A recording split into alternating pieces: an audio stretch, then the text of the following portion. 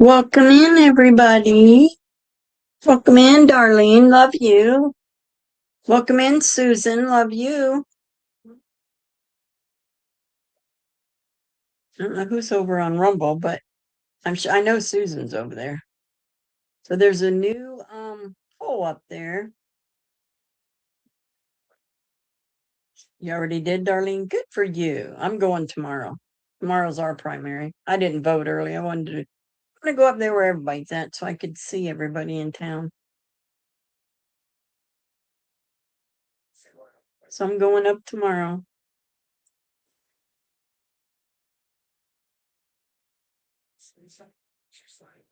But yeah, Cindy is, I'm sure, exhausted. She's been through a lot this last, 2 weeks now?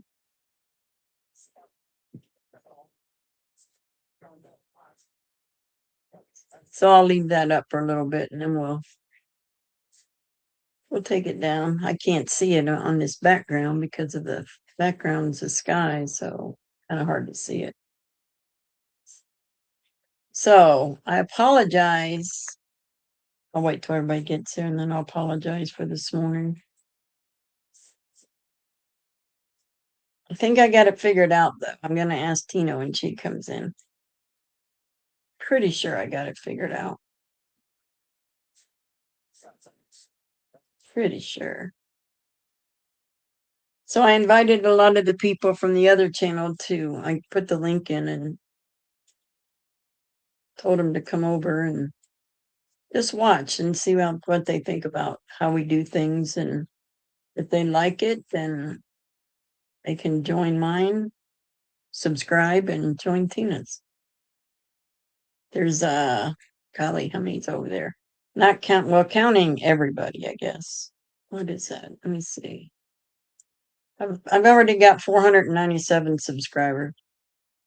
So that's pretty darn good. When I've had this one for 2 years, only got 5. I got another one today, so 512. Hey, BitBite, welcome in. Good to see you. Love you. Man, it was rough picking which Job I was gonna play because I always want, ever since BitBite told me about the one people, I always use theirs. They had 2 good ones out, so hopefully this one will work. So we'll watch Job tonight, and it is how many minutes? How long is it?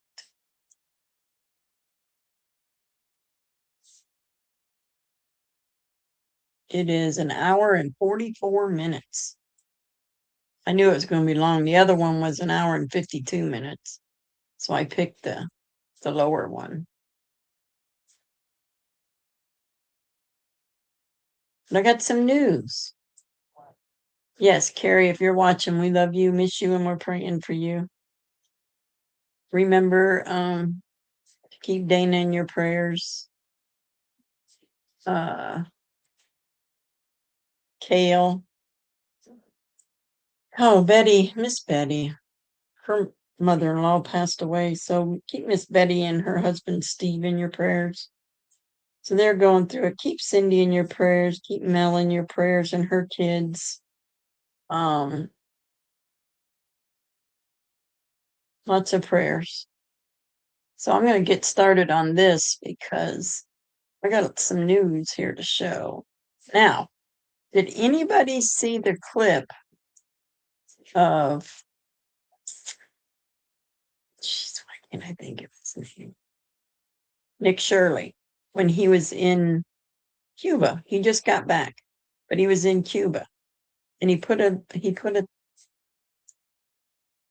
something out about how he was. You can't go to Cuba and have free speech, and he was being followed by some spies, and he was pretty shook up about it. He did get out of there. He should be back on American soil now, I believe. Did anybody see that? You didn't see it? Oh, I was searching for things today and I seen that and I'm like, how did I miss that? It brought tears to my eyes because you could see how afraid he was, scared to death that they were either going to unalive him or throw him in prison. He just didn't. He had 2 bodyguards with him. They were all worried. Could you imagine? They don't like journalists in Cuba. They don't want nobody to know what's going on over there because it's a communist country. Nick said people were starving. Yes, poor Betty, I know. She lost her mother-in-law. And then Cindy, you know, she had a funeral today. And Kale, I put that on band, but some of you don't have band. Kale, who is Cindy's grandson, he's a runner. He runs races and stuff. Well, he got hurt at the last one. And he went and got his MRI done today because they thought something was seriously wrong, and it's just fluid. So they're going to drain the fluid. No surgery needed, nothing needed. His leg is fine. You don't want to be picked up as a trading tool. Uh-oh, what are you talking about? BitBite.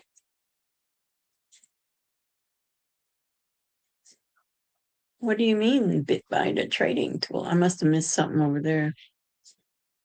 Yeah, it was, I feel bad for Nick, but I'm going to go ahead and play it. It's pretty interesting. Oh, Nick, yes, I got you now. Once I said Nick, then I knew who you were talking about. Okay, let's see.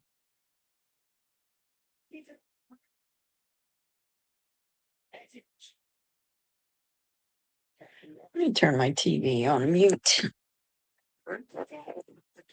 I can find a remote. Geez, I'm always losing my remotes. Yeah, we'll just do it this way until I find it. Oops. All right, share screen. This is quite sad. But I mean, I know he's home now, so that makes it better, but I didn't know at the time if he made it home or not.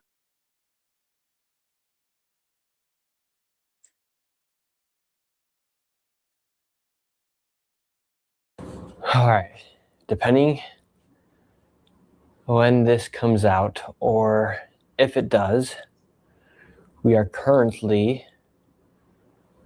being told by Cuban intelligence here in Havana, Cuba.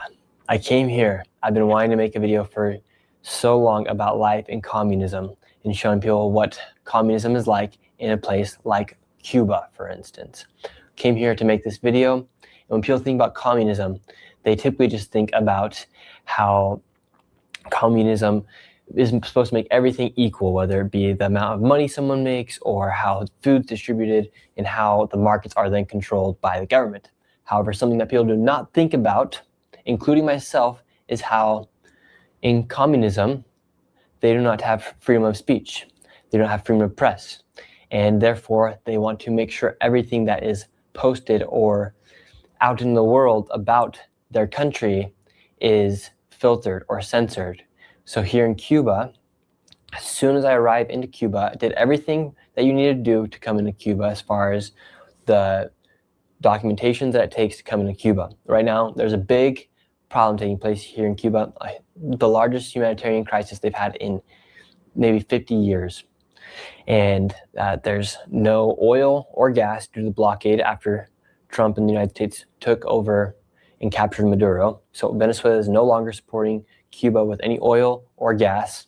And that also affects everything that they have, essentially, between whether it be the food or from it being the lights and the power shortages here, or just the gas alone. Here in Cuba, you hardly see any cars driving around because nobody can afford gas. For 1 liter of gas, it's $10. Okay, so where am I getting? Where am I getting from here? So I go out at the airport. They seize all of my cameras. They seize both my GoPros, my Meta glasses. These are not my Meta glasses.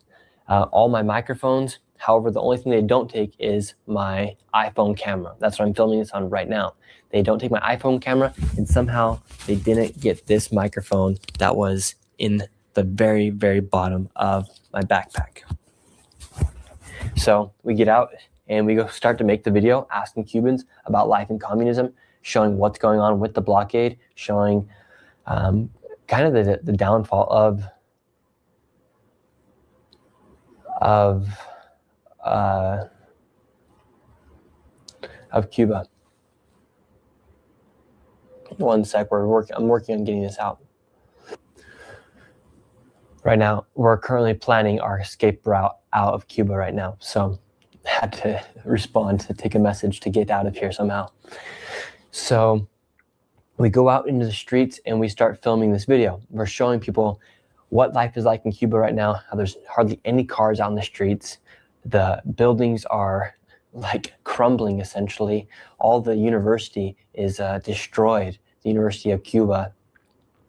There's hardly any food out for the people, and just the mass poverty that's taking place, and asking people about things such as communism, what life is like in Cuba. Well, when we're doing one interview near a hospital where there's a huge line outside the hospital, because here the hospitals aren't even working essentially. The lines are taking forever, and with their hospital and the government controlling the hospital, that also affects the power. So right now you currently have surgeons doing operations with flashlights because there's no power inside of the hotel in the hospitals. Right now I'm in the only hotel in Havana that has 24/7 electricity, 24/7, because this is the only one that has that access. That's the reason why I booked this hotel, was because their website was the only one that was operating 24/7. All the other ones weren't. So that's why I was able to get this hotel. And anyways, we're filming this video, and when we're next to the hospital, we see undercover cop roll up on us, and my security guards that are with me, they detected him, and then all of a sudden there's another one. So we hopped back in another taxi, we left the scene, and we thought we were good. They didn't tell us, and we left. But since we left the airport, we had been getting told, or the word had gotten out that there was a journalist inside of Cuba. There's only 2 flights that come in here every single day. So it wasn't hard to spot out who the journalist was. And that's what my tourist visa said. That's what my visa said. It said for journalistic activities. So you can come here. There's 12 categories in which you can come, and journalist activities is one of those. So therefore, that is why I came. And right now it is currently 9:30, and we have Cuban intelligence down in the lobby of the hotel right now, working to essentially try to round us up and potentially imprison us or make it so we cannot leave Cuba. So right now we're coming with a game plan to escape Cuba. Our original flights is to leave on Saturday. Right now it's Thursday, so we're going to be leaving tomorrow morning if we can make it to the airport. We're about 1.5 miles away from the U.S. Embassy right now, which could be our possible way out of this situation by going to the embassy. However, that does not stop Cubans from stopping us before we get to the embassy. It's about 1.5 miles away, so we have to make it to the embassy. And right now there's 3 essentially Cuban spies down at the bottom of our hotel right now, and we have to figure out how we're going to escape. We're trying to get a hold of the embassy right now and see if we can stay there overnight, and then buy our airplane ticket last minute, so that doesn't pull off any red flags to the Cuban government before we arrive to the airport. This is not a joke. When we talk about communism and we talk about the effects of communism, something that you often don't look at is the freedom of speech or the freedom of press, to just simply be able to give your opinion out in the public and have it be then posted by a journalist. That's all I was doing today, was asking people about the current situation, asked a few people about communism, and that's when it really got bad. It was when this evening I left the hotel around 5 before sunset to go out, and the idea was we were going to go walk the streets of Cuba at night and show all the power shortage and how the lights get cut out and people don't have electricity at night. So we had planned to walk around the streets after the sun went down, and so I was conducting some interviews before the sun went down, and I asked a man about communism, and that's when we realized that the Cuban intelligence was at the hotel, because as soon as we walked out and I interviewed this man, he had a lady come up when I started talking about communism, and she started recording on the back. And we confronted her and said, hey, what are you doing? And she's like, oh, I'm not taking a photo. She said she's on a phone call, but her phone was open to the photo. And so one of my security guards stayed with me. The other went and followed her from behind, and he tracked her down, and she ended up noticing him as well.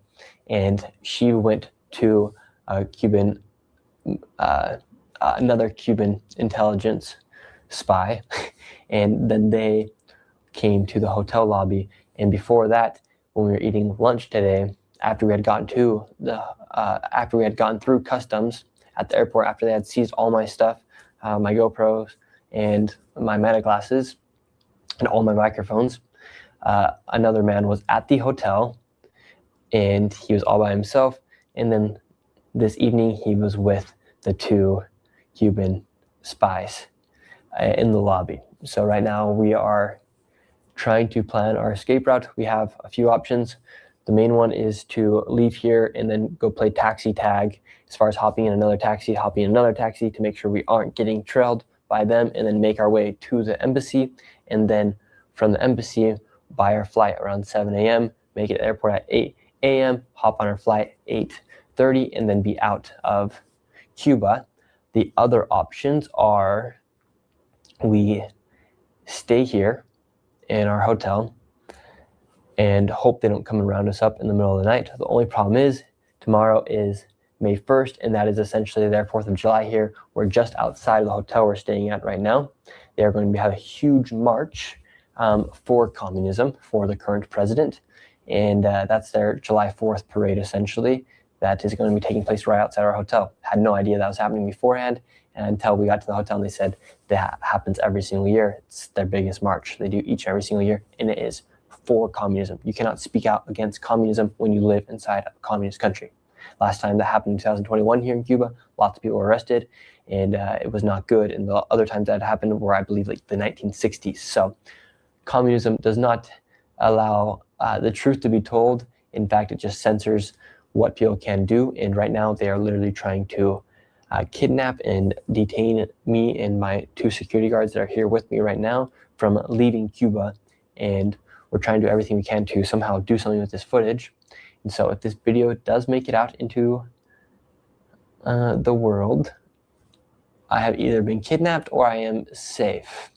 If it's after May 1st, I am not kidnapped. But if the video is all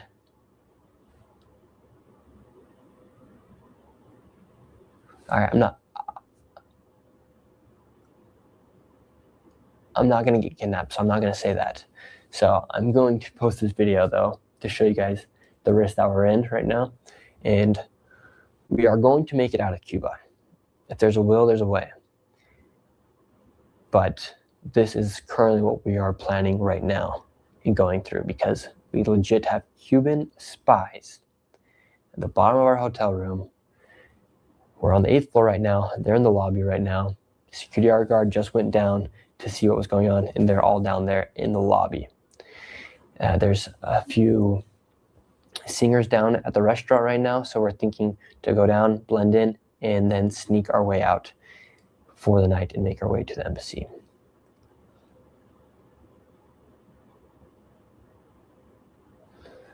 This is probably the most dangerous situation I've ever been into.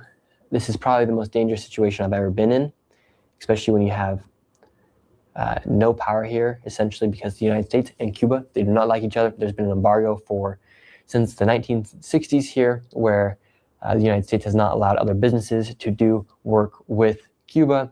And it's also, then now, right now, you have Trump even saying that he might have the pleasure of taking Cuba.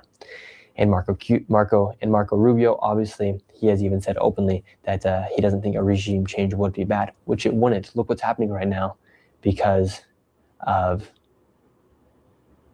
communism. They literally have spies downstairs right now trying to round us up before we're able to publish these videos. So if I make it out, this video gets seen. If it doesn't, I'm most likely in a prison cell, which I really hope is not the case. Third option is we somehow get to the embassy and we get a private jet and we make our way out. Other option is to steal a boat and take it all the way to the Coast Guard and then surrender to the U.S. Coast Guard and make our way into the United States. So those are pretty much our options right now. We have somebody outside, even on the street, in a blacked out vehicle, eyeing us from our hotel room. And now we are trying to figure out what to do. Anyways, that is the current situation. I'm currently potentially about to be kidnapped here in Cuba. I hope that is not the case, but I think you guys should know exactly what is happening and the risk we are taking here in Cuba to try and show people the truth about the realities of communism and what's happening here in Cuba. All right, we'll see what happens. They're asking why are we trying to leave the hotel early.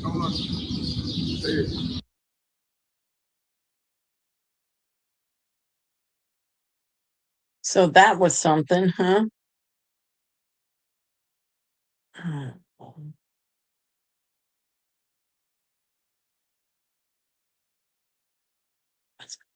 Okay. Let me get rid of that one. Get rid of it. All right, the next one, what time is it? At 10 minutes. I got a really good. Oh, why is that so big?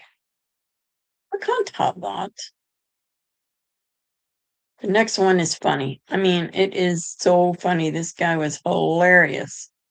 Y'all gonna love this one. I promise you're gonna love this one.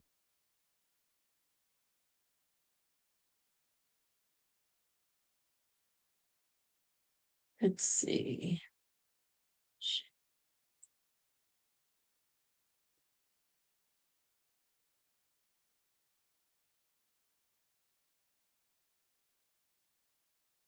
I think it's this one. Yeah. Okay, you have to watch this. This sign says voter ID is racist. This is funny, guys. Voter ID laws are racist. Just say no to voter ID. Oh my God, this guy, I love him so much. Good. How are you? Oh my God, his Are voice. you the shop owner? The do-rag. I have some terrible news. The chain. It looks like your certificate for the shop, it's actually expired. Oh, it's not? Yeah, it expired, and we're gonna need $500 today to make sure that you can still have the shop going. Ooh, that's such a good I'm point. Javante. I'm with the Illinois State Licensing Board. Can I have your ID? Excuse me, bigot? Did you just ask a black man for his ID? Come on. I was assigned white skin pigmentation at birth by my parents' bigoted doctor, but I identify as African American. You can't ask me for my ID. That's racist. That's too good. Those are your signs out there, aren't they? It says ID is racist. That is different. How is it different? It's different because Because how? Did you ask me for my ID so you know who I am? why are you? Give me your license. So you're asking me so you know who I am, right? Yes. Because an ID makes you feel more comfortable knowing I am who I say I am? Yeah, because I have to know who are you. Isn't that what they're doing at the voting booth? Yes. Exactly. So how are IDs racist at the voting booth? You don't have an answer, do you? You just put up those signs just to put them up. This You is did? amazing. Yes. Good luck with that, buddy. This man is a comedic genius. Business owner says voter ID is racist, but then asks for an ID. Voter idiocy, voter. I thought that was good. I thought that was good.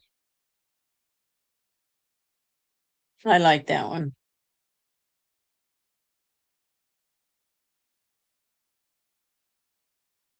All right, let's do this. Oh, I don't want it big like that. Got one more. I think I got time for. Let me see. 7 minutes. Oh, yeah, I got time. Did you guys hear about the shooting in DC? Did everybody hear about that?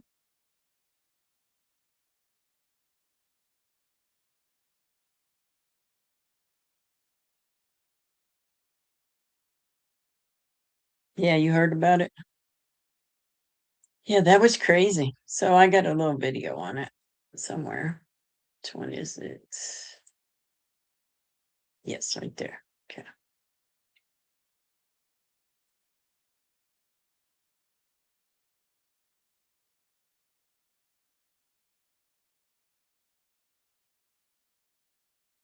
Washington, the Secret Service says there was an officer involved shooting just steps from the Washington Monument. Want to show you the map here. So this is the corner of Independence and 15th Street. So it's not super close to the White House, but it's not super far from it. It's right off the National Mall there. And I want to show you what the scene looked like in the last couple of minutes. D.C. police, looks fairly quiet at the moment, but they still want people to avoid the area. They've closed it all off. And this did have an impact to the White House. The Secret Service ended up evacuating the North Lawn. Our Monica Alba was there when it happened. Mon, tell us more, because, you know, it's not unheard of, but it's not very common at all that they'd shut down the North Lawn like that.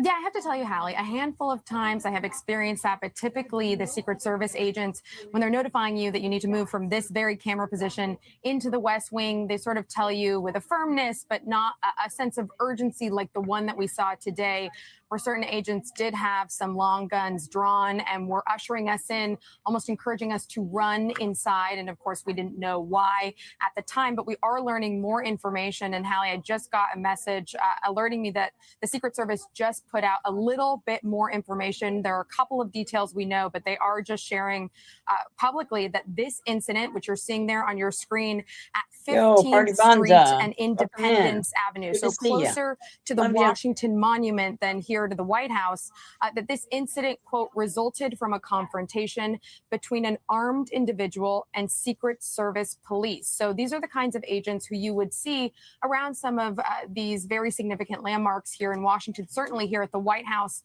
and beyond that. And what we know is that at least one person has been transported to a local hospital. It is unclear in what condition they are in.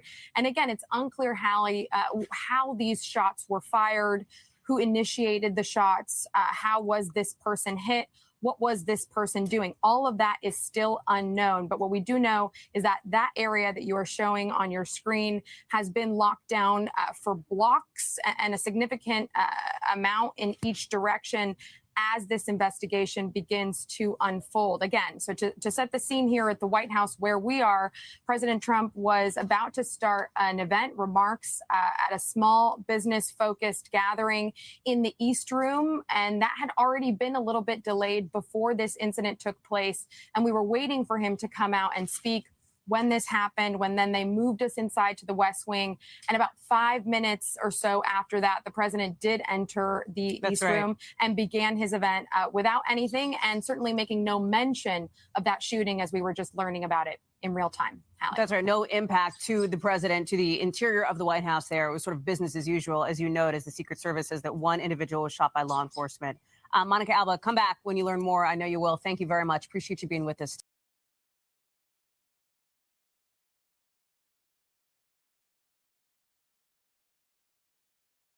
All right, get ready for the national anthem. Why does that change? There's a poll up there if you guys want to vote in it.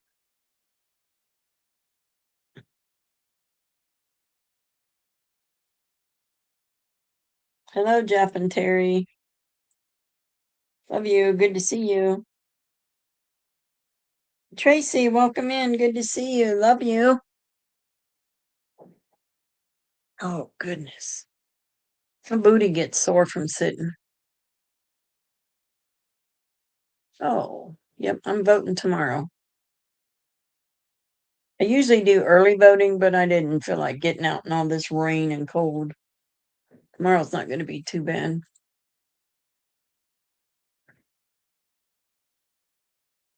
Welcome in, SL20. Good to see you. Love you. Yeah, it's very important. All right, let me go to my media. Get my stuff ready when it's time. Oh, here is it. There it is. 2 minutes. So I didn't go look at the apartment today because somebody called me about another one that I totally forgot about. I'm gonna go look at it tomorrow because it's a lot bigger. And the guy was really, really nice.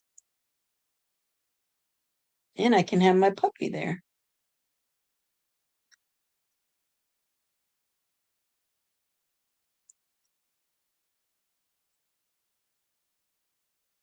And if that one don't work out, then I'll go. Actually, I go Wednesday to look at that one, not tomorrow. But if doesn't work out, then I'll go look at the other one Wednesday after I get done there. If I don't like that one, but it looks pretty nice. There goes Christopher already handing out the stolen goods. Oh my goodness. Sorry about this morning. I could not get my. Well, I'm going to talk to Tina about it after all this is over, and then I'll ask Tina about it because it's going to take a minute. I couldn't get it to work. It would not play. But I think I figured it out, but I will know for sure. And Tina will.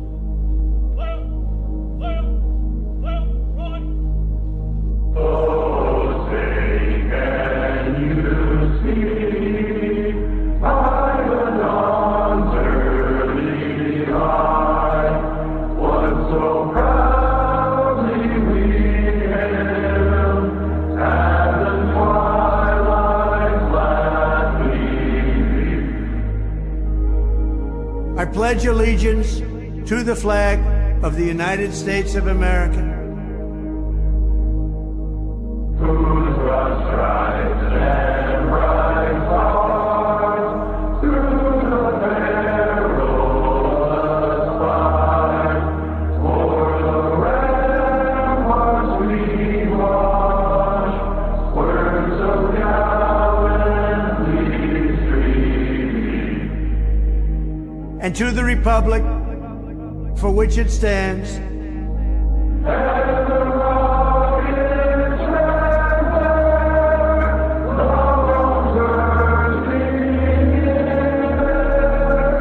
came through the night, that our flag was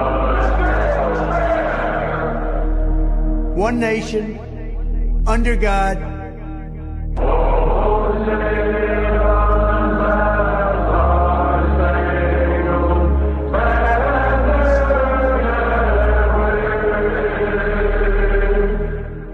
indivisible, with liberty and justice for all.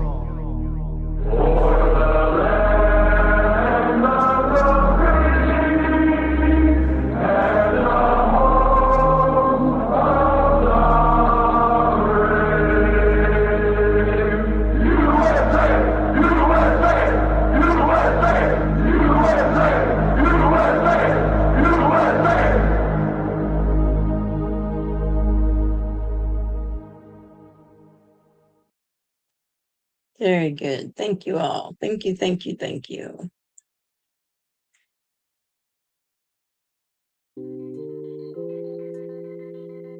Now we will do our soldiers.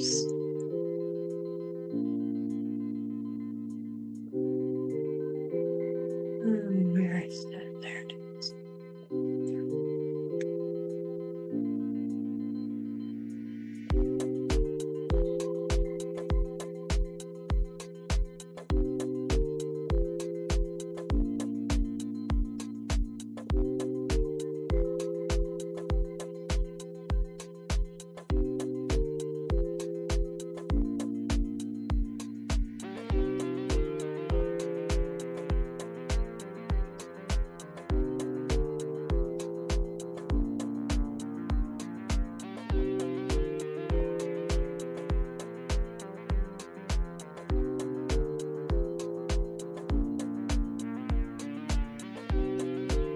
Rest in peace, American heroes. Gone but never forgotten. Thank you for your sacrifice.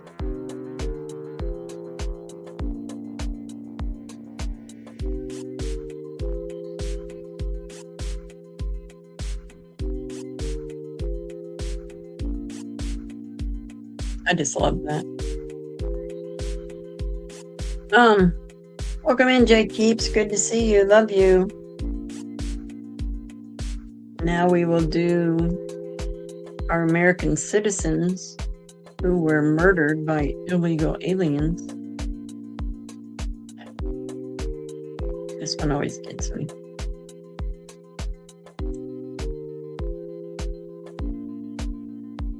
Rest in peace, angels. Rest in peace. Gone but never forgotten.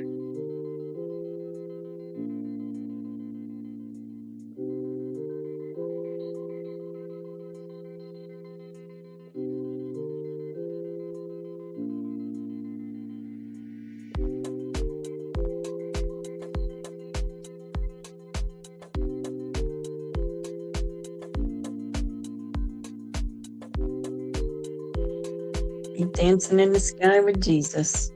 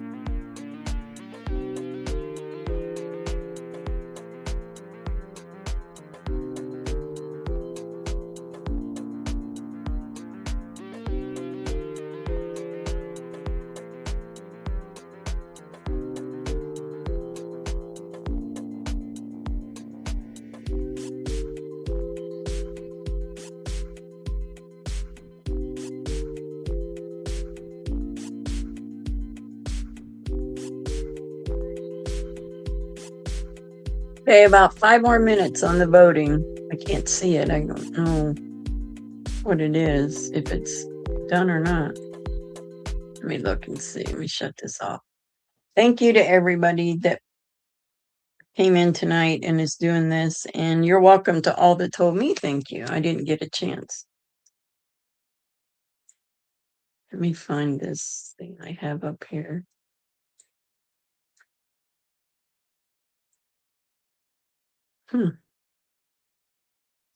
Why can't I find it? Jiminy Christmas, I can't even see it. Okay, I guess we'll just have to leave it up because I don't know where it's at.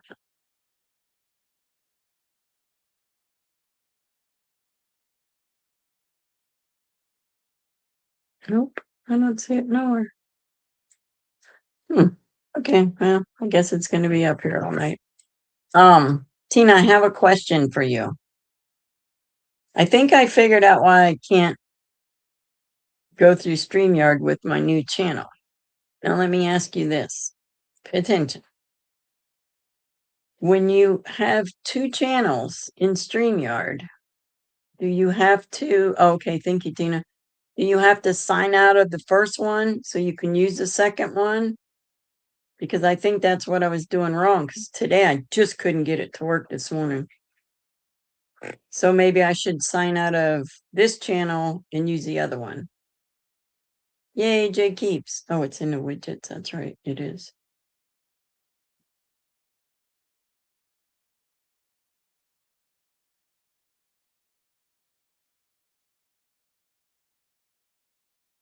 Okay, I'm going to hide it for now. I'll check it later.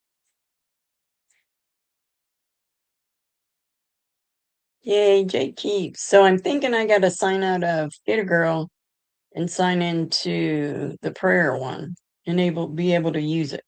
I don't know. Thank you, Susan. It was very frustrating.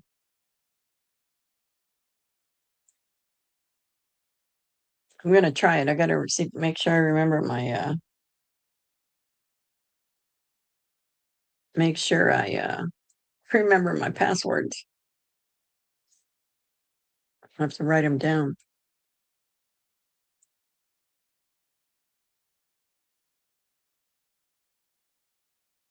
Okay. Yeah, I think I do have two different email accounts. They're definitely not under, I don't think they are. Thanks, Tina. I'll work on that tonight to get it running. All right.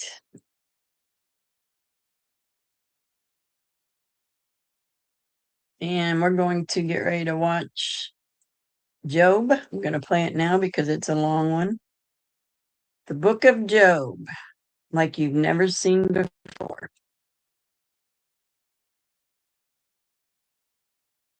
Walked on water, before Daniel faced lions, before David slayed giants, there was Job, a man whose story prophesies the greatest suffering servant of all time. What you're about to witness isn't just ancient history, it's a divine blueprint. Every tear Job shed, every prayer he cried, every moment of abandonment he felt echoes through eternity to Calvary's cross. This is the story that reveals God's heart when heaven seems silent, when prayers feel empty, when the righteous suffer while the wicked prosper. Job's ashes become the altar where human pain meets divine purpose. His resurrection from ruin foreshadows the ultimate victory over death itself. Prepare yourself. You're about to see the gospel hidden in the oldest book ever written. In the land of Uz lived a man whose name would echo through history, Job. Chapter 1 opens with a description that seems almost too good to be true. Job was perfect and upright, one who feared God and turned away from evil. His wealth was absolutely staggering. 7,000 sheep, 3,000 camels, 500 pairs of oxen, and 500 female donkeys. His household was enormous, making him the greatest man among all the people of the East. But Job's true treasure wasn't his possessions, it was his family. 7 sons and 3 daughters filled his home with joy and laughter. These children loved each other deeply, taking turns hosting elaborate feasts in their homes. After each celebration, Job would rise early in the morning and offer burnt offerings for each of his children, thinking, "Perhaps my children have sinned and cursed God in their hearts."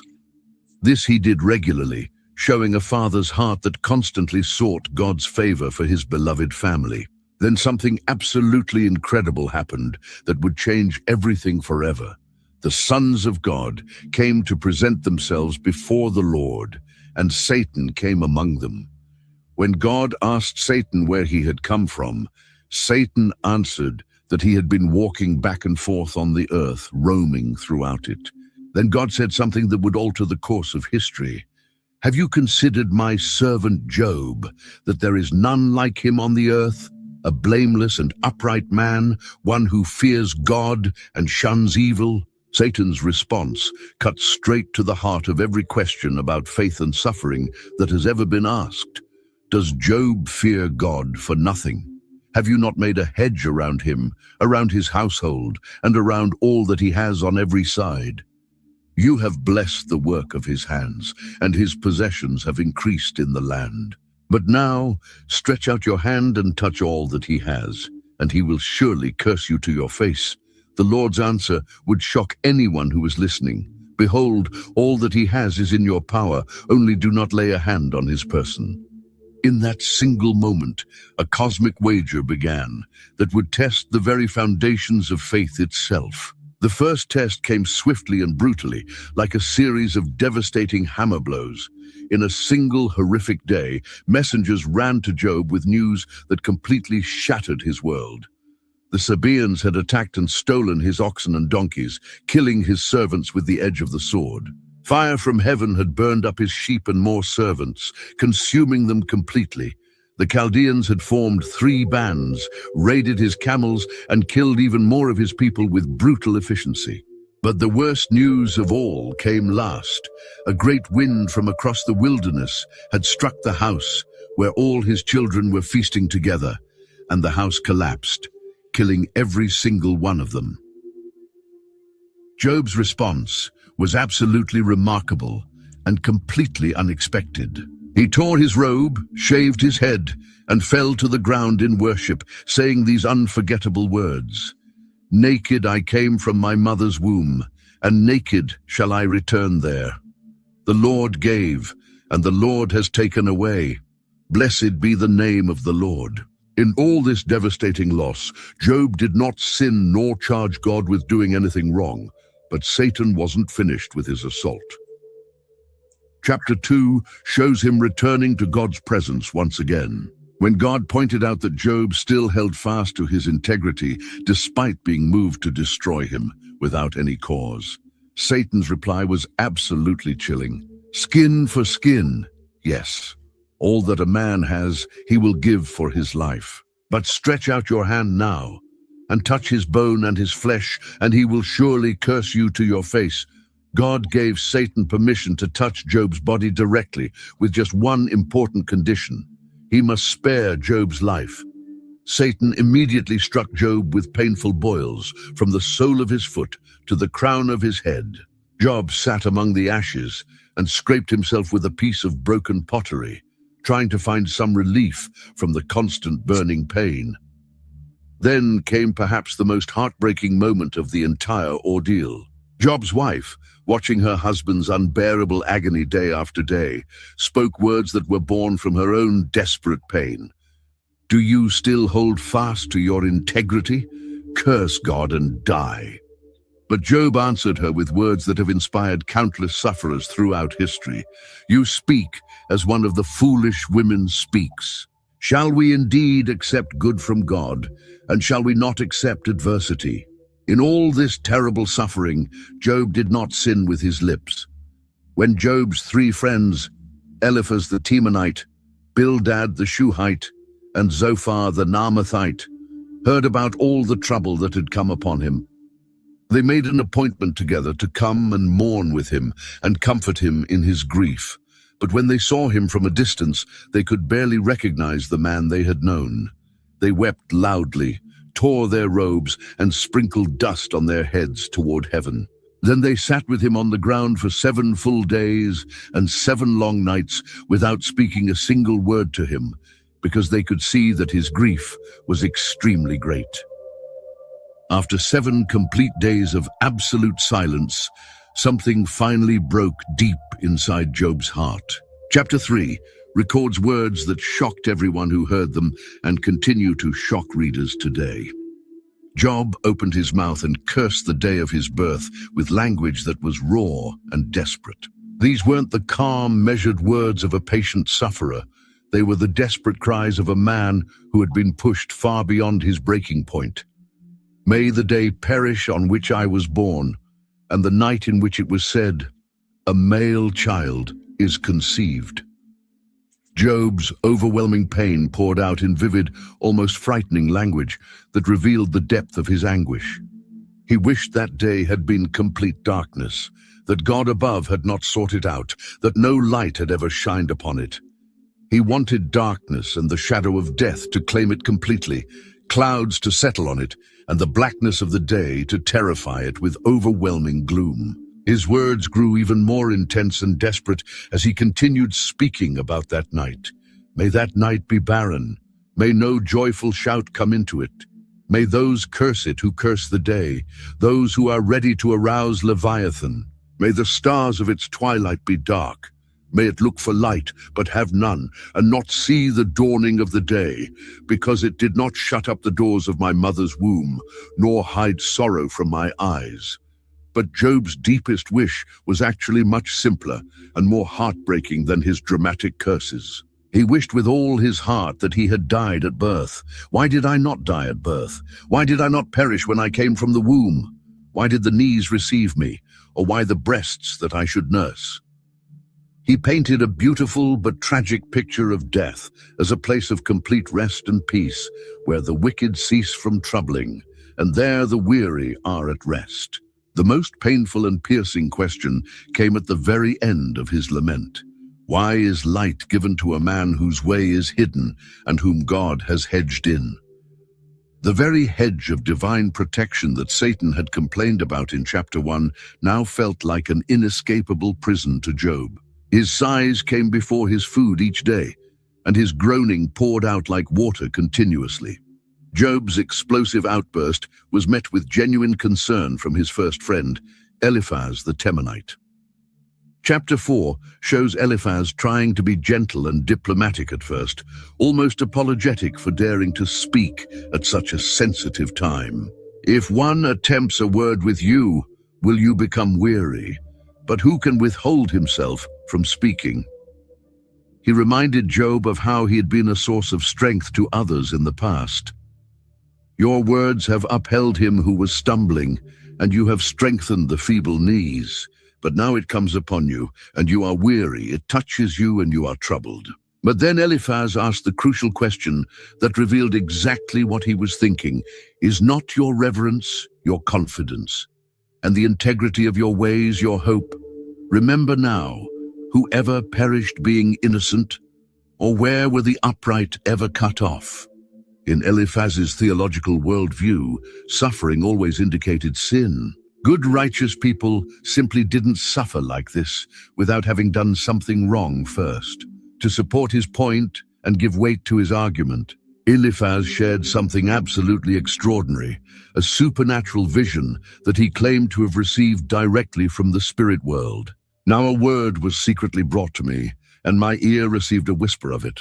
In disquieting thoughts from the visions of the night, when deep sleep falls on men, fear came upon me and trembling, which made all my bones shake throughout my entire body. The vision itself was absolutely terrifying in its supernatural manifestation. Then a spirit passed before my face. The hair on my body stood up. It stood still, but I could not discern its appearance clearly. A form was before my eyes. There was silence. Then I heard a voice saying, "Can a mortal be more righteous than God? Can a man be more pure than his Maker? If he puts no trust in his servants, if he charges his angels with error, how much more those who dwell in houses of clay, whose foundation is in the dust, who are crushed before a moth?" The Spirit's message seemed to provide strong support for Eliphaz's belief that Job must have sinned. Even the angels aren't considered perfect in God's sight.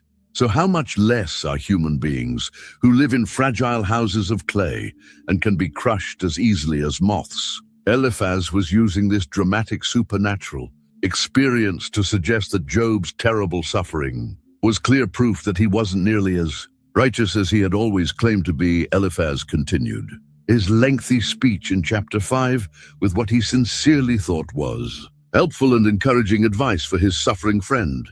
He painted a vivid picture of what inevitably happens to foolish and wicked people. I have seen the fool taking root, but suddenly I cursed his dwelling place. His children are far from safety. They are crushed in the gate, and there is no deliverer. Because the hungry eat up his harvest, taking it even from the thorns, and a snare snatches their substance. But his main message was simple, direct, and meant to be encouraging. Behold, happy is the man whom God corrects. Therefore do not despise the chastening of the Almighty. For he makes sore, but he binds up. He wounds, but his hands make whole. Eliphaz genuinely believed that Job's suffering was simply God's way of teaching him something important, a divine educational process that would ultimately benefit him greatly. He promised that if Job would seek God earnestly and make his prayer to the Almighty with a humble heart, absolutely everything would be restored to him and more. The restoration that Eliphaz described was incredibly beautiful and comprehensive.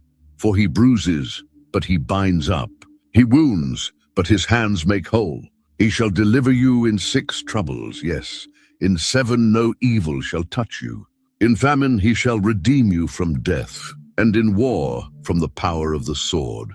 Eliphaz painted an amazing picture of complete security and divine protection.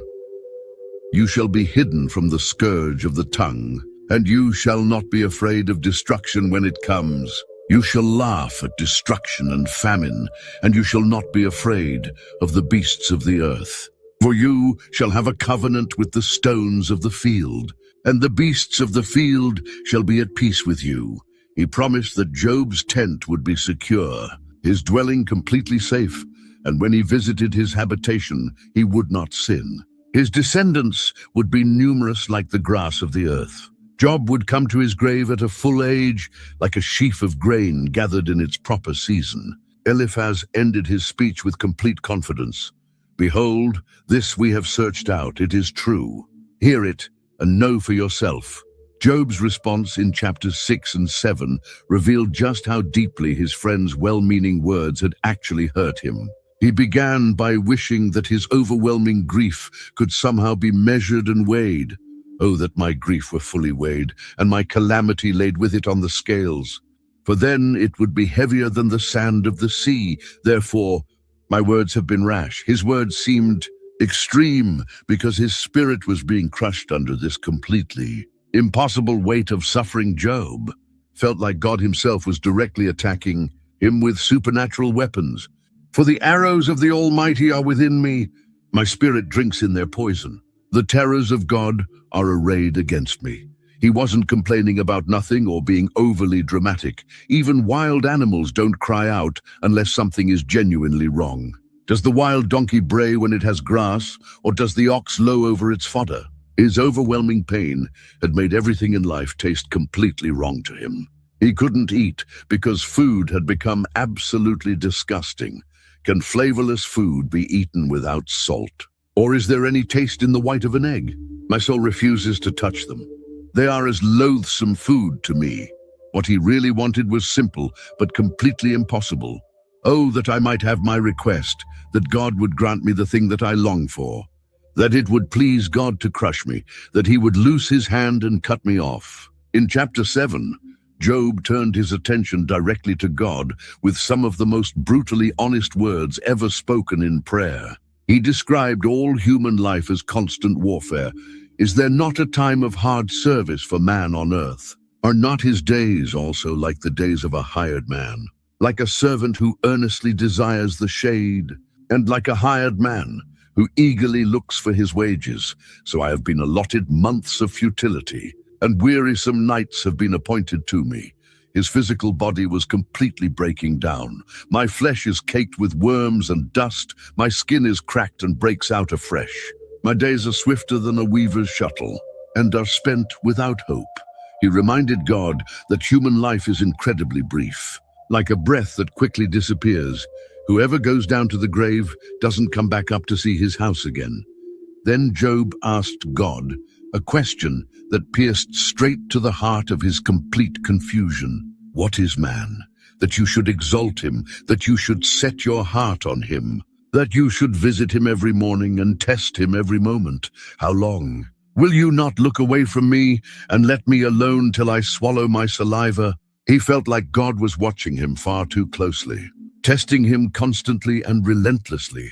When Bildad the Shuhite finally spoke in chapter 8, his approach was completely different from Eliphaz's mystical, supernatural vision. Bildad relied heavily on traditional wisdom that had been carefully passed down through many generations. He started with a pointed question that must have stung Job deeply. How long will you speak these things, and the words of your mouth be like a strong wind? Bildad's theology was remarkably simple and absolutely direct. Does God subvert judgment, or does the Almighty pervert justice? In his mind, God was always completely fair and just in all his dealings. If Job's children had died so tragically, it could only be because they had sinned against God. If your sons have sinned against him, he has cast them away for their transgression. But Bildad did offer genuine hope if Job would completely change his approach. If you would earnestly seek God and make your supplication to the Almighty, if you were pure and upright, surely now he would awake for you and prosper your rightful dwelling place. Though your beginning was small, yet your latter end would increase abundantly. To prove his theological point conclusively, Bildad appealed directly to ancient wisdom. For inquire, please, of the former age, and consider the things discovered by their fathers. For we were born yesterday and know nothing, because our days on earth are a shadow. He genuinely believed that the ancestors had completely figured out how God works, and their accumulated wisdom was far more reliable than current personal experience.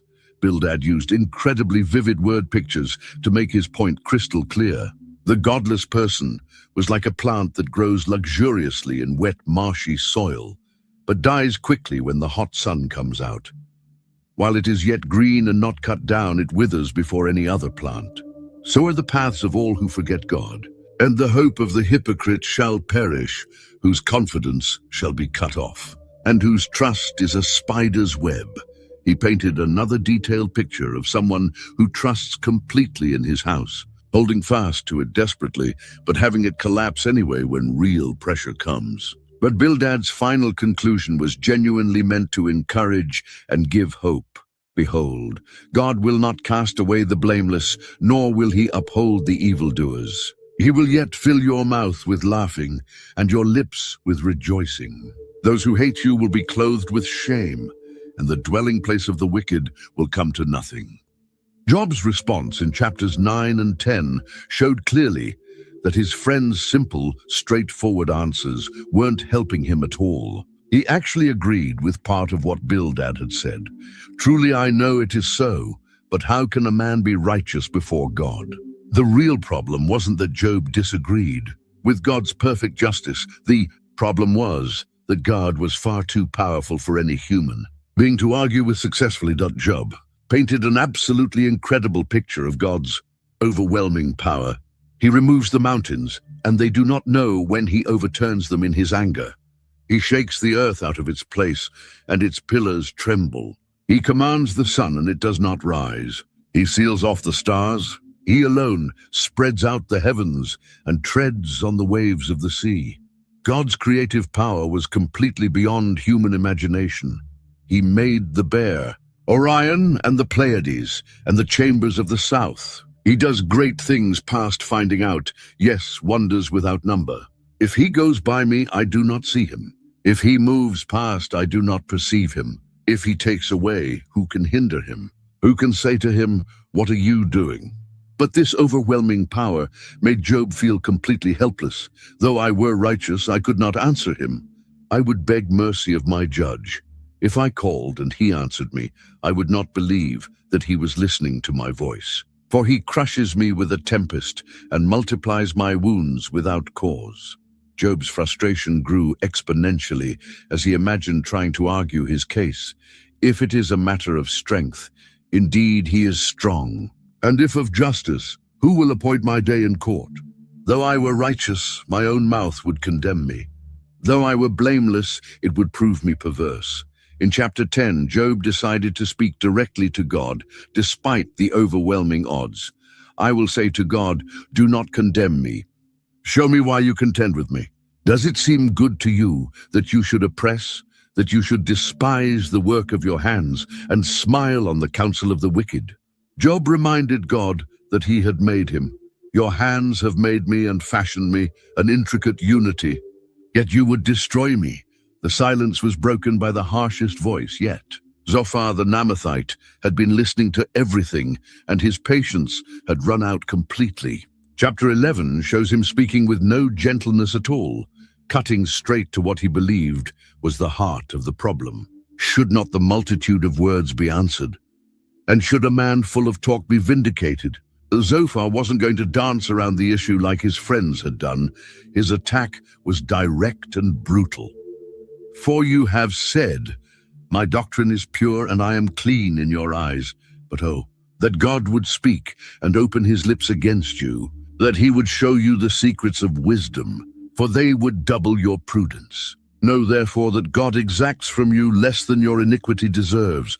In Zophar's mind, Job was getting off easy. His suffering wasn't too much. It was actually too little for whatever he had done wrong. Zophar painted a picture of God's infinite wisdom that made human understanding look foolish. Can you search out the deep things of God? Can you find out the limits of the Almighty? They are higher than heaven. What can you do? Deeper than Sheol. What can you know? Their measure is longer than the earth and broader than the sea. The implication was clear. Job couldn't possibly understand what God was doing, so he should stop complaining. Then Zophar delivered his diagnosis with surgical precision, for he knows deceitful men. He sees wickedness also. Will he not then consider it? For an empty-headed man will be wise, when a wild donkey's colt is born a man.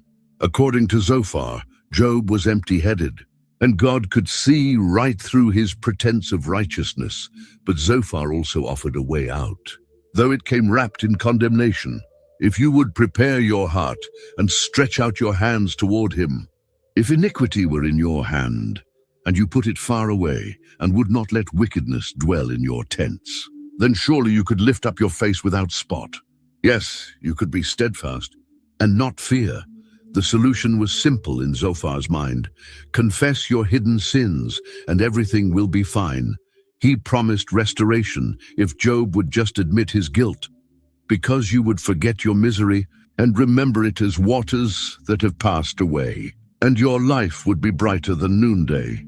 Though you were dark, you would be like the morning, and you would be secure because there is hope. Yes, you would dig around you and take your rest in safety, but his final words carried a warning. But the eyes of the wicked will fail, and they shall not escape, and their hope, loss of life. Job had heard enough.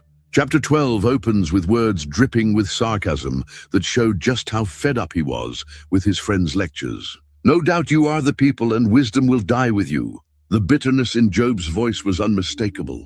He was tired of being treated like a fool by people who thought they had all the answers. His frustration poured out as he described his situation. But I have understanding as well as you. I'm not inferior to you. Indeed, who does not know such things as these? I'm one mocked by his friends, who called on God and he answered him. The just and blameless who is ridiculed. Job pointed out the cruel irony. He was being mocked by the very people who should have been comforting him. Then Job made an observation that must have stung his friends. A lamp is despised in the thought of one who is at ease. It is made ready for those whose feet slip. The tents of robbers prosper, and those who provoke God are secure in what God provides by his hand.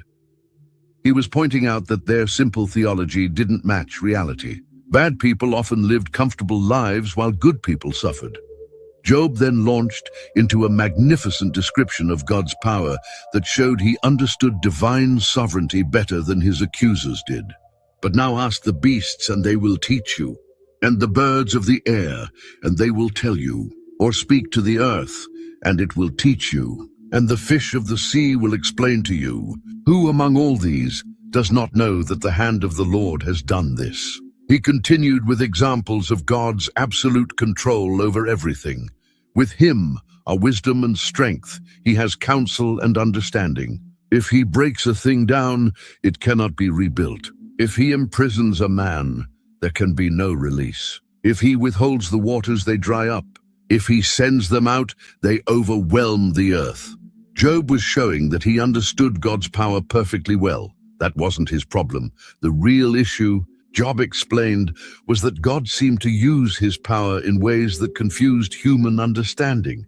He leads counselors away plundered and makes fools of the judges. He loosens the bonds of kings and binds their waist with a belt. He leads princes away plundered and overthrows the mighty. He deprives the trusted ones of speech and takes away the discernment of the elders. God's ways didn't follow the neat patterns his friends insisted they must follow. Job's point was devastating.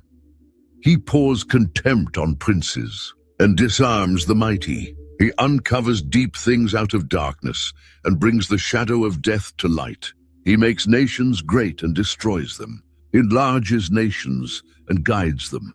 If God operated this way with nations and kings, why did his friends think individual suffering always followed predictable rules? Chapter 13 shows Job making perhaps the most dangerous decision of his life. He had listened to his friends' theories long enough, and now he was ready to take his case directly to the highest court possible.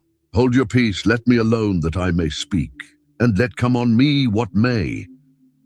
Job was essentially telling his friends to be quiet because he had something more important to do than listen to their lectures. His decision was breathtaking in its boldness. Though he slay me, yet will I trust him. Even so, I will defend my own ways before him.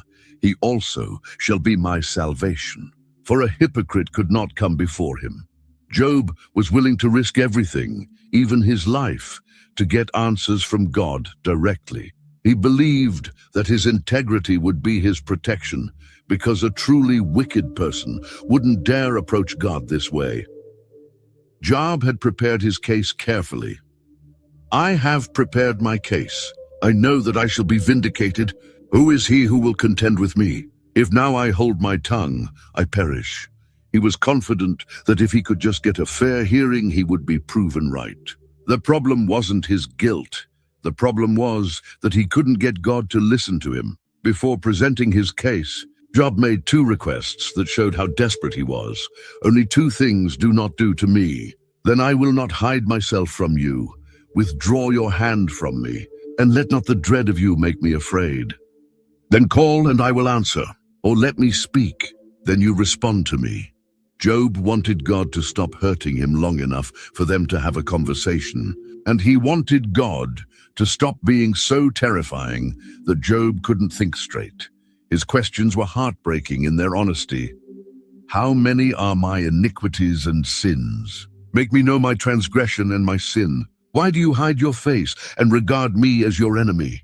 Will you frighten a leaf driven to and fro? And will you pursue dry stubble? Job genuinely didn't know what he had done wrong. And he felt like God was hunting him down, like he was some kind of dangerous criminal. The pain in Job's voice was unmistakable as he described his situation. For you write bitter things against me, and make me inherit the iniquities of my youth. You put my feet in the stocks and watch closely all my paths. You set a limit for the soles of my feet.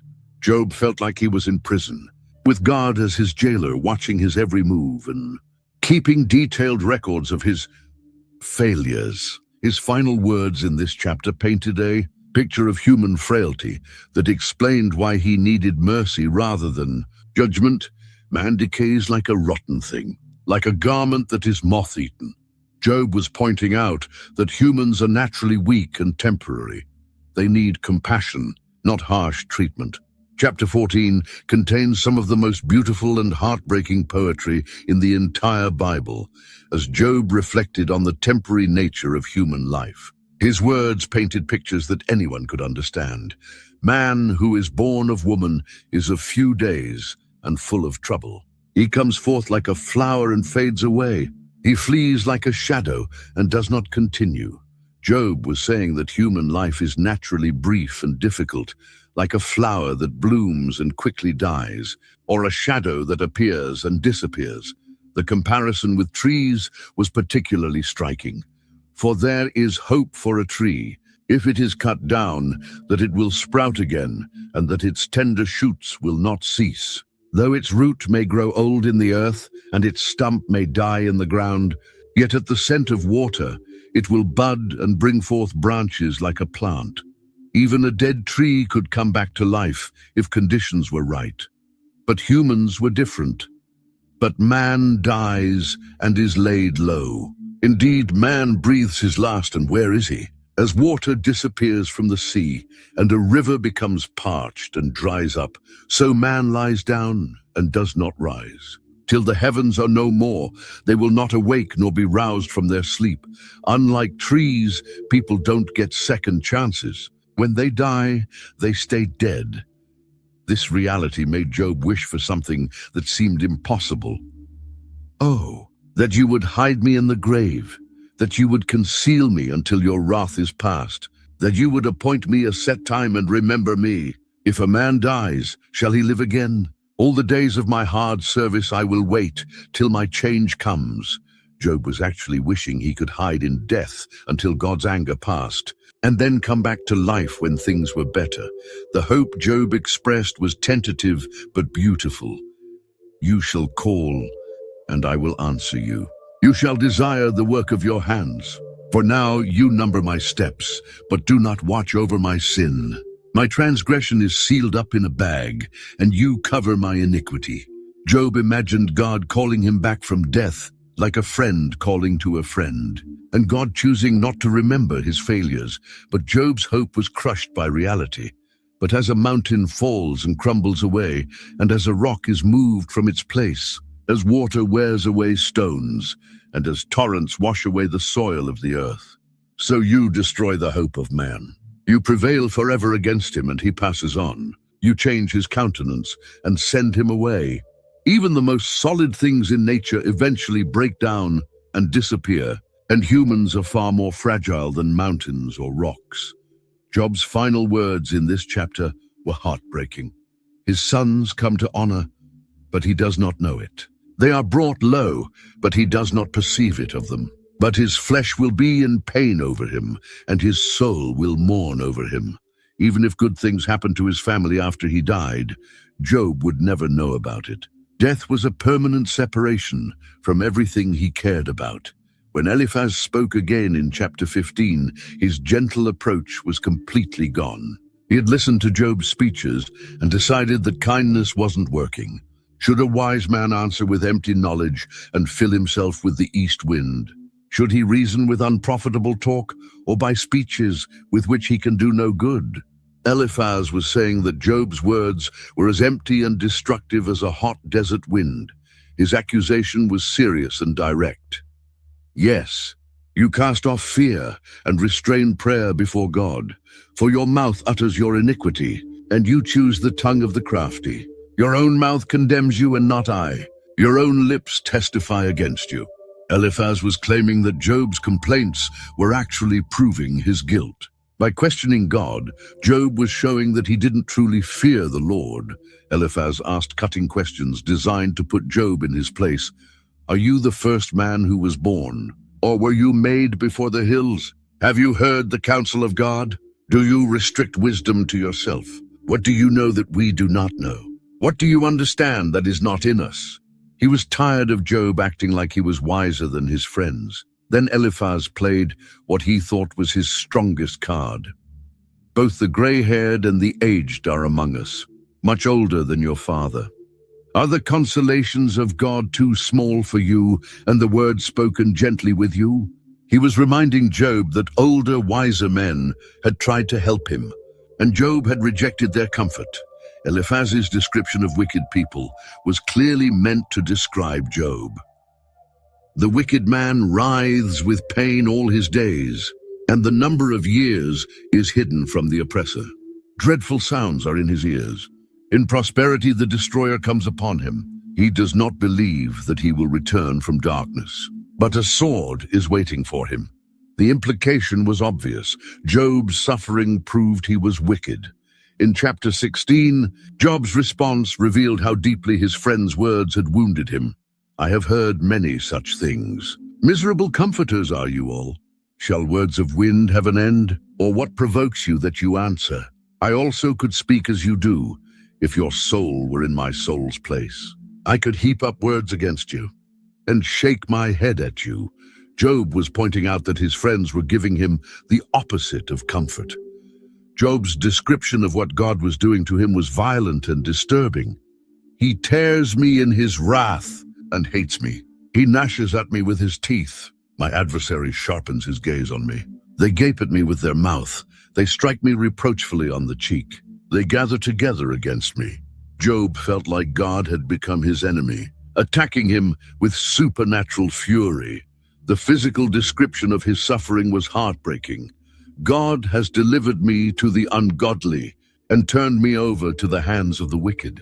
I was at ease, but he has shattered me. He also has taken me by my neck and shaken me to pieces and set me up for his target. His archers surround me. He pierces my heart and does not pity. He pours out my gall on the ground. Job felt like God was using him for target practice, shooting arrows at him without mercy. Chapter 17 shows Job dealing with complete social rejection while clinging to a desperate hope. His description of his situation was pathetic. My spirit is broken. My days are extinguished. The graves are ready for me. Are not mockers with me? And does not my eye dwell on their provocation? Even his friends had become people who mocked him instead of helping him. Job felt completely isolated and misunderstood. He has made me a byword of the people, and I have become one before whom men spit. My eye has also grown dim because of sorrow, and all my members are like shadows. People were using his name as an example of someone cursed by God, and his physical condition was deteriorating rapidly. The reaction of righteous people to his situation made everything worse. Upright men are astonished at this, and the innocent stirs himself up against the hypocrite. Yet the righteous will hold to his way, and he who has clean hands will be stronger and stronger. Good people looked at Job's suffering and assumed he must be a hypocrite, which made them more determined to live righteously themselves. But in the middle of his despair, Job made an incredible declaration of faith. But he knows the way that I take. When he has tested me, I shall come forth as gold. My foot has held fast to his steps. I have kept his way and not turned aside. Despite everything that was happening, Job maintained that God knew his true character and would eventually vindicate him. Job's hope was based on something beyond his current circumstances. Even now, behold, my witness is in heaven, and my record is on high. My friends scorn me. My eyes pour out tears to God. Oh, that one might plead for a man with God, as a man pleads for his neighbor. Job believed that somewhere in heaven, there was a witness who knew the truth about his situation and would eventually speak up for him. This hope was precious to him because human help had failed. For when a few years are finished, I shall go the way of no return. My spirit is broken, my days are extinguished. The graves are ready for me. Job knew his time was running out, and if justice was going to come, it would have to come from heaven rather than earth. His final words in this section were filled with resignation about human friendship. But come back, all of you, and I shall not find one wise man among you. My days are past, my purposes are broken off, even the thoughts of my heart. Job had given up on getting help or understanding from the people around him. Bildad's second speech in chapter 18 was much shorter and much darker than his first attempt to help Job. He was clearly frustrated with Job's refusal to accept their explanations. How long till you put an end to words? Gain understanding, and afterward we will speak. Why are we counted as beasts and regarded as stupid in your sight? Bildad felt like Job was treating them like animals instead of wise counselors. His entire speech was basically one long, detailed description of what happens to wicked people, and the implication was clear. This was what was happening to Job. Indeed, the light of the wicked goes out, and the flame of his fire does not shine. The light is dark in his tent, and his lamp beside him is put out. Bildad was saying that Job's prosperity had ended because he was wicked. The imagery Bildad used was vivid and frightening. The steps of his strength are shortened, and his own counsel casts him down, for he is cast into a net by his own feet, and he walks into a snare. The net takes him by the heel, and a snare lays hold of him. A noose is hidden for him on the ground, and a trap for him in the road. According to Bildad, wicked people become trapped by their own evil schemes. Bildad's description became even more dramatic. Terrors frighten him on every side and drive him to his feet. His strength is starved, and destruction is ready at his side. It devours patches of his skin. The firstborn of death devours his limbs. The firstborn of death was probably a reference to the most terrible kind of disease, which certainly seemed to fit Job's condition. The social consequences Bildad described were devastating. He is driven from light into darkness and chased out of the world. He shall have neither son nor posterity among his people, nor any remaining in his dwellings.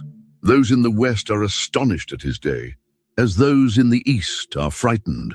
Bildad was saying that wicked people lose their families and are remembered only as examples of divine judgment. Job's response in chapter 19 began with pure exasperation. How long will you torment me and break me in pieces with words? These 10 times you have reproached me. You are not ashamed that you have wronged me. Job had reached his limit with his friends' accusations. They were supposed to be comforting him, but instead they were making his pain worse. Job felt completely abandoned by everyone. He has removed my brothers far from me, and my acquaintances are completely estranged from me. My relatives have failed, and my close friends have forgotten me. Those who dwell in my house and my maidservants count me as a stranger. I am an alien in their sight. Even his own household staff were treating him like a stranger. The physical revulsion people felt toward him was humiliating. My breath is offensive to my wife, and I am repulsive to the children of my own body. Even young children despise me. I arise, and they speak against me. All my close friends abhor me, and those whom I love have turned against me. Job had become physically disgusting to everyone around him, including his own family. But then Job made one of the most famous declarations in the entire Bible. For I know that my Redeemer lives, and he shall stand at last on the earth. And after my skin is destroyed, this I know, that in my flesh I shall see God, whom I shall see for myself, and my eyes shall behold, and not another. How my heart yearns within me. Even when everything else had failed, Job maintained his faith that God would eventually vindicate him, even if it took a resurrection from the dead to make it happen.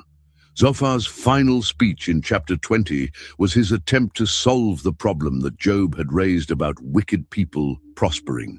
His solution was simple: their prosperity doesn't last. Do you not know this of old, since man was placed on earth, that the triumphing of the wicked is short, and the joy of the hypocrite is but for a moment? According to Zophar, what looked like success for evil people was just a temporary illusion. Zophar painted a picture of sudden reversal. Though his haughtiness mounts up to the heavens, and his head reaches to the clouds, yet he will perish forever like his own refuse. Those who have seen him will say, "Where is he?" He will fly away like a dream and not be found. Yes, he will be chased away like a vision of the night. Evil people might seem successful for a while, but they would disappear as quickly as dreams. The description of divine judgment was graphic.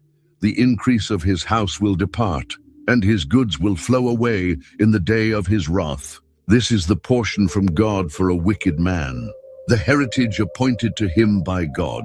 Zophar was confident that God always punished wickedness, even if it took time. Job's response in chapter 21 was devastating to his friend's entire theological system. He asked them to really listen to him for once. Listen carefully to my speech, and let this be your consolation. Bear with me that I may speak, and after I have spoken, keep mocking. Job was about to present evidence that would destroy their simple explanations. His observations about wicked people were based on reality, not theory. Why do the wicked live and become old? Yes, become mighty in power. Their descendants are established with them in their sight, and their offspring before their eyes. Their houses are safe from fear, neither is the rod of God upon them. Job had watched evil people live long, successful lives while good people suffered. The prosperity of the wicked was undeniable. Their bull breeds without failure, their cow-calves without miscarriage. They send forth their little ones like a flock, and their children dance. They sing to the tambourine and harp, and rejoice to the sound of the flute. Evil people often had healthy families, successful businesses, and happy lives. Most shocking of all, They live this way while completely rejecting God. They spend their days in wealth and in a moment go down to the grave. Yet they say to God, "Depart from us, for we do not desire the knowledge of your ways." What is the Almighty that we should serve him? And what profit do we have if we pray to him? These people openly defied God and still prospered. Job's final challenge to his friends was unanswerable. How often is the lamp of the wicked put out? How often does their destruction come upon them, the sorrows God distributes in his anger? They are like straw before the wind, and like chaff that a storm carries away. Job was asking for evidence that wicked people actually get punished regularly, and his friends couldn't provide it. The conclusion was inescapable. In truth, I know it is so, but how can a man be righteous before God? Job's friends' theology simply didn't match the world as it actually worked. Their simple formulas about good people prospering and evil people suffering were contradicted by daily observation. The theological debates had gone on long enough. Eliphaz the Temanite decided it was time to stop speaking in generalities and make specific accusations. Chapter 22 shows him abandoning all pretense of gentleness as he launched into direct charges against Job's character. Can a man be profitable to God, though he who is wise may be profitable to himself? Is it any pleasure to the Almighty that you are righteous? Or is it gain to him that you make your ways blameless? Eliphaz was suggesting that God had no reason to protect Job unless Job was truly serving him properly. His logic was brutal in its simplicity. Is not your wickedness great, and your iniquity without end? Since Job was suffering so severely, his sins must be enormous. But Eliphaz didn't stop with general accusations. He got very specific about what those sins must have been. The charges he brought were serious crimes against basic human decency, for you have taken pledges from your brother for no reason and stripped the naked of their clothing. You have not given the weary water to drink, and you have withheld bread from the hungry. Eliphaz was accusing Job of being cruel to people who desperately needed help, taking their clothes as payment for debts and refusing to give food and water to those who were dying of hunger and thirst. The accusations grew even more damaging. But the mighty man possessed the land, and the honorable man dwelt in it. You have sent widows away empty, and the strength of the fatherless was crushed. According to Eliphaz, Job had used his wealth and power to hurt the most vulnerable people in society. Widows who had no one to protect them, and orphans who had no parents to care for them. These sins, Eliphaz claimed, explained everything that had happened. Therefore snares are all around you, and sudden fear troubles you, or darkness so that you cannot see, and an abundance of water covers you. Job's current suffering was simply the inevitable result of his secret cruelty to the poor and helpless. But Eliphaz offered one final chance for redemption. Now acquaint yourself with him and be at peace. Thereby good will come to you. Receive, please, instruction from his mouth and lay up his words in your heart. If you return to the Almighty, you will be built up. You will remove iniquity far from your tents.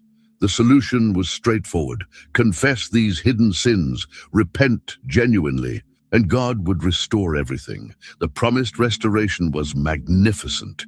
Then you will lay your gold in the dust, and the gold of Ophir among the stones of the brooks. Yes, the Almighty will be your gold and your precious silver. For then you will have your delight in the Almighty, and lift up your face to God. According to Eliphaz, Job would become so blessed that he wouldn't even care about material wealth anymore. Eliphaz painted a picture of complete divine favor. You will make your prayer to him. He will hear you, and you will pay your vows. You will also declare a thing, and it will be established for you. So light will shine on your ways. When they cast down and you say, exaltation will come, and then he will save the humble person. Everything Job said would come true, and he would have the power to help other people who were in trouble.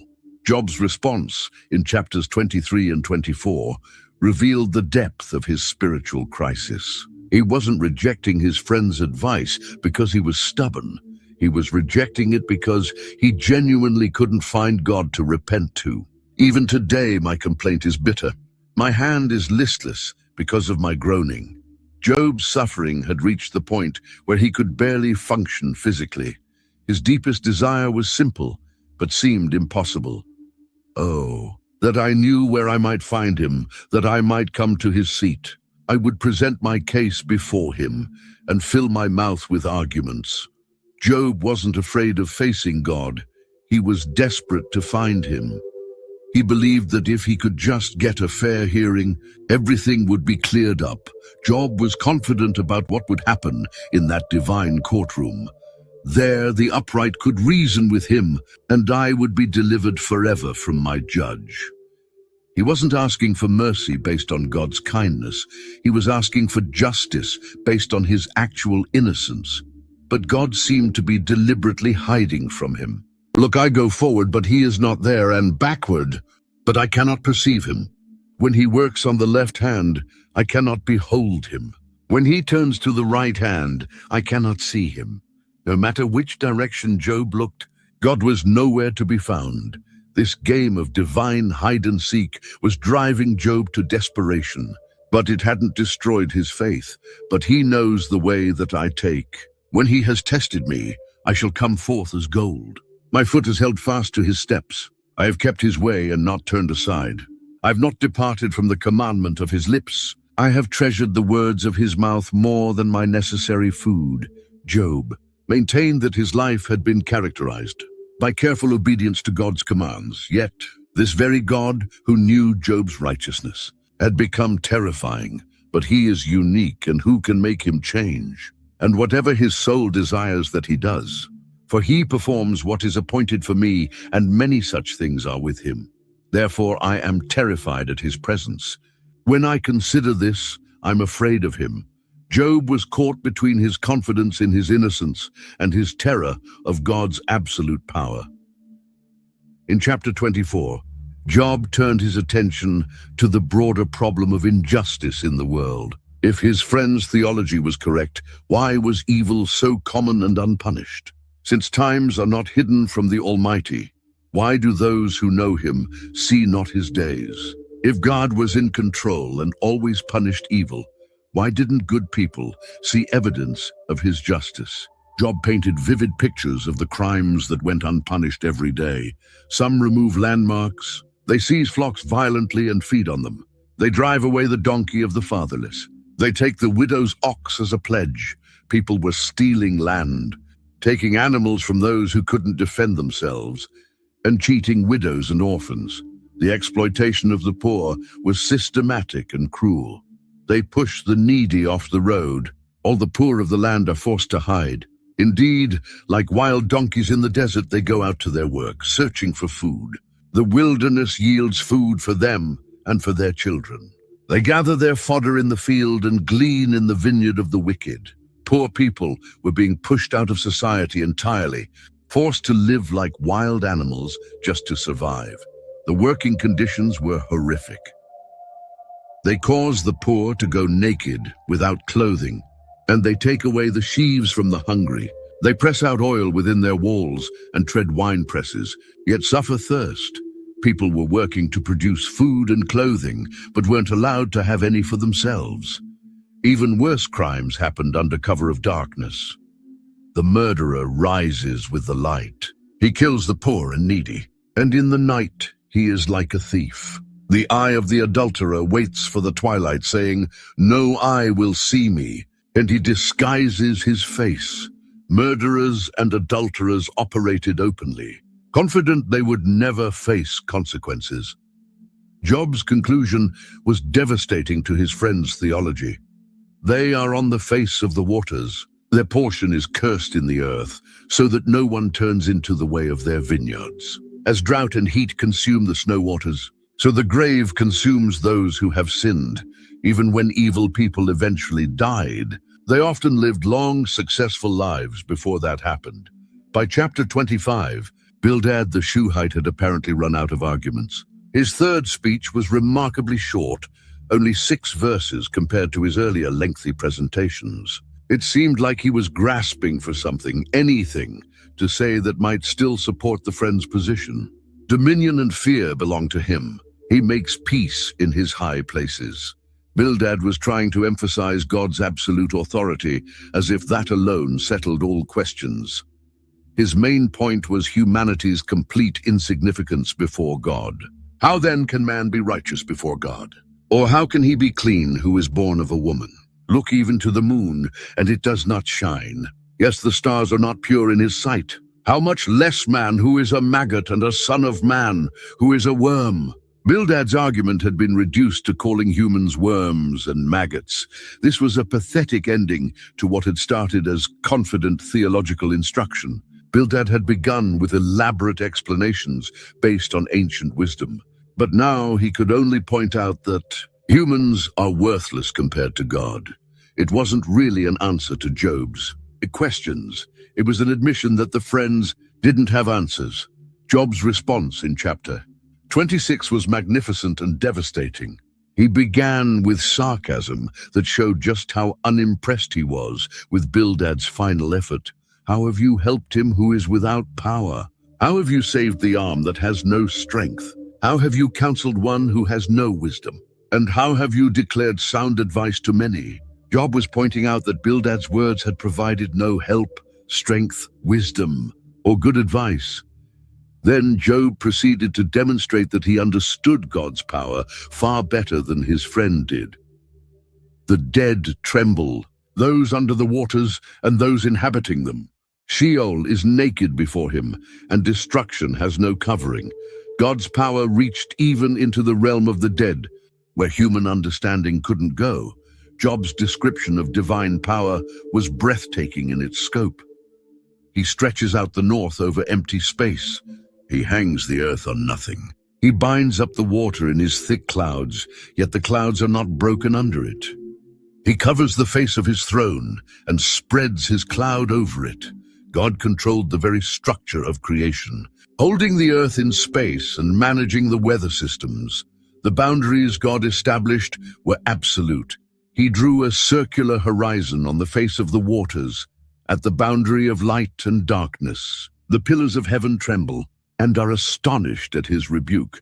God had set limits that even the most powerful forces in creation couldn't cross. Job's conclusion showed that human understanding of God's power was necessarily limited. Indeed, these are the mere edges of his ways, and how small a whisper we hear of him. But the thunder of his power, who can understand? Everything humans could observe about God was just the tiniest hint of his true power, like hearing a whisper when the reality was thunder. This wasn't the speech of someone who didn't understand God's greatness. Job knew exactly how powerful God was, which made his questions even more urgent, not less important. Chapter 27 shows Job making one of the most solemn declarations possible. He began with an oath that invoked the very God who seemed to be opposing him. As God lives, who has taken away my justice, and the Almighty, who has made my soul bitter. As long as my breath is in me, and the breath of God in my nostrils, my lips will not speak wickedness, nor my tongue utter deceit. Job was swearing by God's own life that he would continue telling the truth, even though God appeared to be treating him unjustly. This oath was essentially Job's final answer to his friend's demands that he confess hidden sins. Far be it from me that I should say you are right. Till I die, I will not put away my integrity from me. My righteousness I hold fast and will not let it go. My heart shall not reproach me as long as I live. Job was willing to die rather than lie about his character. His integrity was more important to him than getting relief from his suffering. But Job wasn't content to just defend his own innocence. He turned the tables on his friends completely. May my enemy be like the wicked, and he who rises up against me like the unrighteous. Job was essentially saying that anyone who opposed him was in the wrong, including his three friends. Then Job did something unexpected. He began describing what happens to wicked people, but he did it in a way that seemed to agree with his friend's theology. For what is the hope of the hypocrite, though he may gain much if God takes away his soul? Will God hear his cry when trouble comes upon him? Job seemed to be accepting that wicked people do eventually get punished. His description of divine judgment was detailed and frightening. Will he delight himself in the Almighty? Will he always call on God? I will teach you about the hand of God. What is with the Almighty I will not conceal. Surely all of you have seen it. Why then do you behave with complete nonsense? Job was claiming that his friends had seen evidence of God's judgment, but were drawing the wrong conclusions from it. The fate of the wicked man's family was particularly tragic.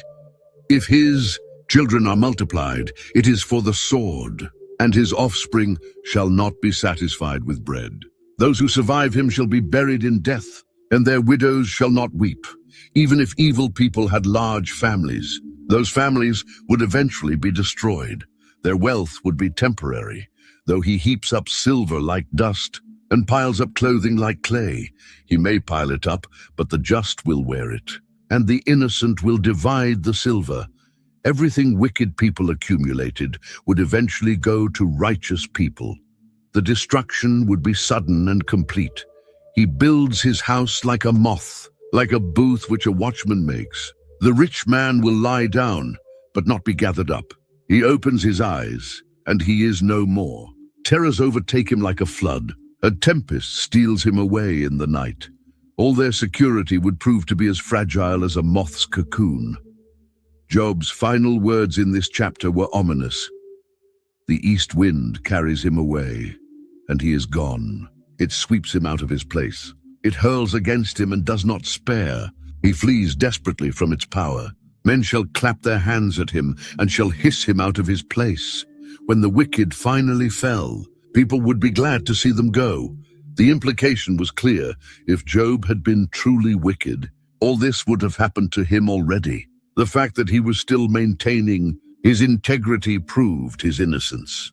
Chapter 28 is one of the most beautiful poems in the entire Bible. It comes like a peaceful interlude after all the heated arguments. And it seems to be Job's meditation on a question that had been underlying everything.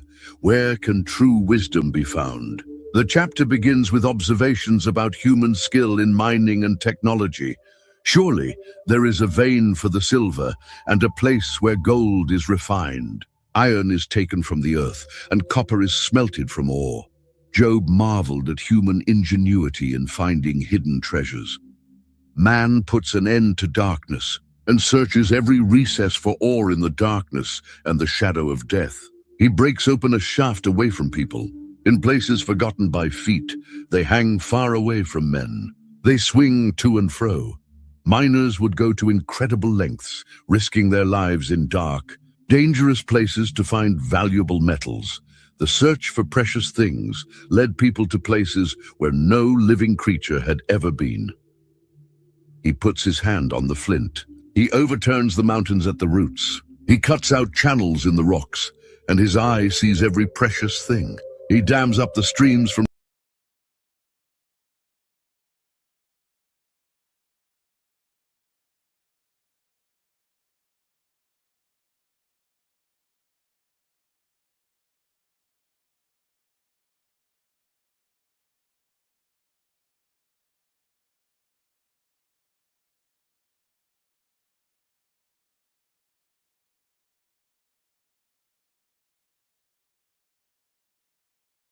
I took it down, now I can't find it. What's out, Liberty?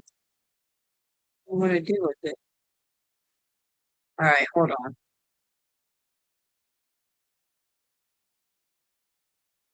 It's here somewhere.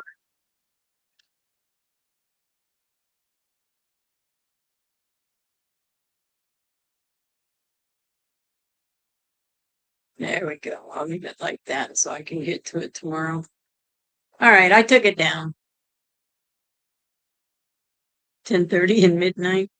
I just don't want it to drag out because it's still got at least another 45 minutes. Can you hear me now? Yeah, I was muted. I was running my mouth, talking to myself. It's still got at least another 45 minutes. So I stopped it. So that way anybody wants to go to bed, they're not going to miss it. If they come back tomorrow night, we'll finish watching it. yeah, I was trying to do this and the puppy was acting crazy, getting into everything. So she's getting restless because she wants to lay down. I got to shut off the light and everything for her too, or she'll keep being hyper all night.